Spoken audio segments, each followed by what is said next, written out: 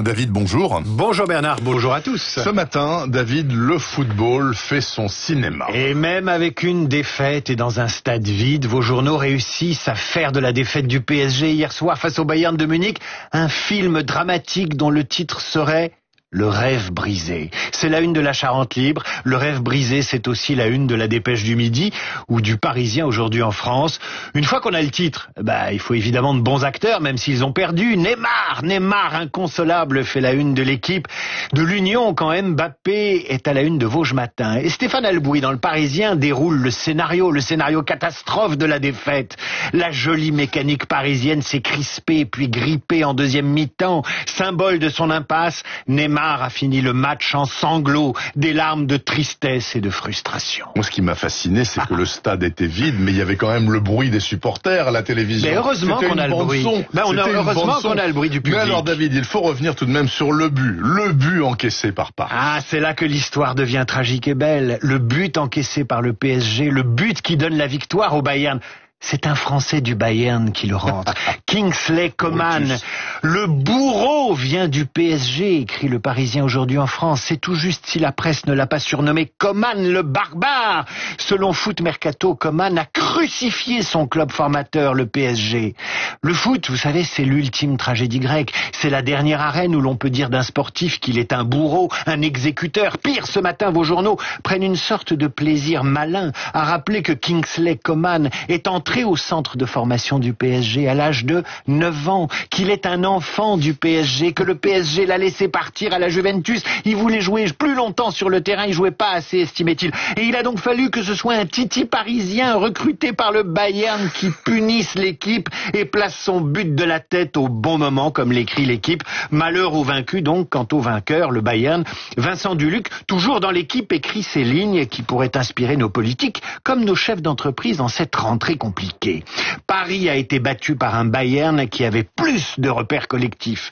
Être un groupe est toujours le début de belles histoires, mais être une équipe détermine souvent comment finissent ces histoires. Ce qui nous amène à l'équipe gouvernementale qui fait elle aussi les unes avec son masque éternel, non plus celui de la tragédie, mais c'est le masque du Covid. Avec le président masqué qui est en une ce matin de Libération. L'exécutif en soins préventifs, titre Libération, président et premier ministre font leur possible pour rassurer les Français, donner la priorité à la sécurité sanitaire sur le plan de relance de l'économie qui attendra. C'est ainsi qu'il faut lire l'interview très équilibrée du ministre de la Santé hier dans le journal du dimanche, de la pédagogie et puis beaucoup de communication. Nicolas Bétou, dans son édito de l'opinion, y revient. Après un été 100% comme, écrit-il, Jean Castex va devoir montrer qu'il a trouvé l'équilibre entre gestion sanitaire et gestion économique, d'où ce titre de l'opinion. Une rentrée insaisissable pour l'exécutif. Idem à la une du Figaro. Une rentrée délicate sous le signe du coronavirus. Et dans les Échos, Stéphane Dupont évoque ce masque à tout faire. Vous savez, ce masque très dispensable il y a quelques mois, presque inutile, qui est devenu, écrit-il, le sauf-conduit de la vie en société, au bureau, à l'école, dans les espaces publics, jamais sans mon masque. Par ailleurs, les Échos consacrent une pleine page à ce qu'on appelle le co-living. Le co-living, c'est une façon aussi de vivre ensemble, de vivre en société, à mi-chemin entre la colocation et le meublé. Une demande en augmentation de 30% depuis le confinement et qui émane des jeunes actifs dont le parcours professionnel est de plus en plus chahuté. Ça consiste à louer une chambre et à partager les parties communes et les services communs, laverie, internet, eau et l'électricité, voire salle de sport. Ça sent l'Amérique quand même, cette affaire-là. Co-living, The Babel Community, des startups s'implantent sur ce marché dont les clients apprécient et la convivialité et la souplesse. 850 € mensuels en moyenne, tout inclus. C'est moins cher que le meublé classique et bien moins cher que l'appart-hôtel. Le co-living, explique les Échos, intéresse les personnes en transition professionnelle, géographique, voire amoureuse. Vous savez, les gens qui se sont séparés. Le co-living nous rappellera peut-être au choix les appartements collectifs de la période soviétique ou bien la série Friends. Et justement, côté série, il faut lire ce matin, toujours dans les Échos, le premier épisode du feuilleton consacré à Trump avant Trump. On y apprendra que selon la nièce de l'actuel président des États-Unis, celui-ci aurait fraudé pour entrer à Wharton, l'université prestigieuse, en voyant un copain passer l'examen à sa place.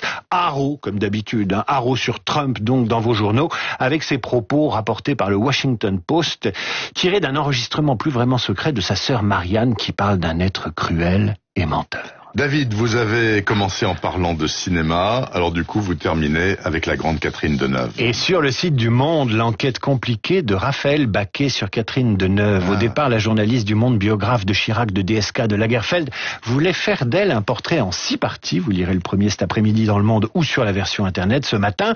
Laborieusement, après des mois de négociations avec les agents de l'actrice, Raphaël Baquet obtient le rendez-vous dans un hôtel, car Deneuve ne donne pas rendez-vous chez elle. Mais le rendez-vous est annulé 1 heure avant. Attaché de presse gêné, Roman Polanski annulera juste après, derrière, car il ne parlera pas si Catherine ne parle pas. Qu'à cela ne tienne, Raphaël Baquet s'entête et enquête sur ce mur du silence qui peut parfois entourer la star. Résultat, un papier absolument passionnant sur la difficulté d'interviewer Deneuve, même lorsqu'elle est en face de vous, à la fois simple et complexe, mutique et secrète. Sauf qu'un mois après le rendez-vous manqué, Le Monde reçoit une lettre qui commence ainsi.